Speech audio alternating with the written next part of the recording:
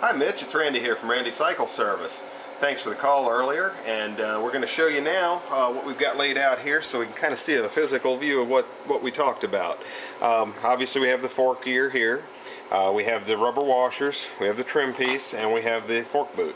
So to install it properly, as per your pictures, what we had was this rubber washer was actually down here underneath, and that's not where it belongs. It actually goes inside, and if you see there's a lip in here.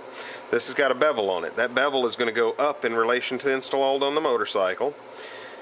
That sits right in there like that. That provides the cushion for the fork ear up and down, and also centers it on the fork tube. This other washer with the bonded metal piece goes in the top, snaps in there, and that sits on top like that.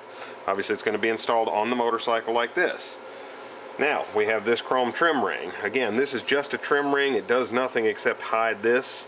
It's not really to retain the boot. It doesn't do anything else. It slides on here and it stops right there. Can't go any further because it's made a little too small inside to fit up over this. It keeps it from going all the way up on there and disappearing somewhere. So then we've got our fork boot. Top is the small lip like this, and it's got the internal lip that clips onto this ring here. Bottom is a lot wider, obviously, and the drain holes, if you have drain holes on yours, go to the bottom in relation to installed on the bike. And what you have to do, it's a little tricky doing this, but once you get it snapped in here, you kind of got to work your way around, and let me get it in my hands here where I can do this better. There we go. But you actually snap this into place, and you work this boot around, and then it drops into place on there. And I find if you give it a little twist like this, then it falls completely in. Turn this back around where it belongs, and you may have to kind of work your finger around it a few times there, and then you see it's locked into place where it belongs. Can't come off, can't go up, and the trim ring just makes it pretty from the outside, just like that. And of course you have your cutout for your lower fork clamp to slide in there like that. So that's really all there is to it.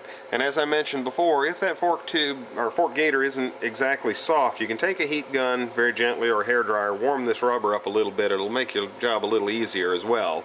And I also mentioned to you, take a little bit of silicone grease, something that's safe for rubber, run it around the inside of this rubber washer here, so when you slide the fork tube back in from the bottom, it just glides through a little easier and makes it a lot simpler job, so you're not fighting against the stickiness of that brand new rubber washer in there. But that'll get you back to working just like you're supposed to, and that should take care of your problem. And obviously if you've got any other questions, please let us know. We'll be happy to help.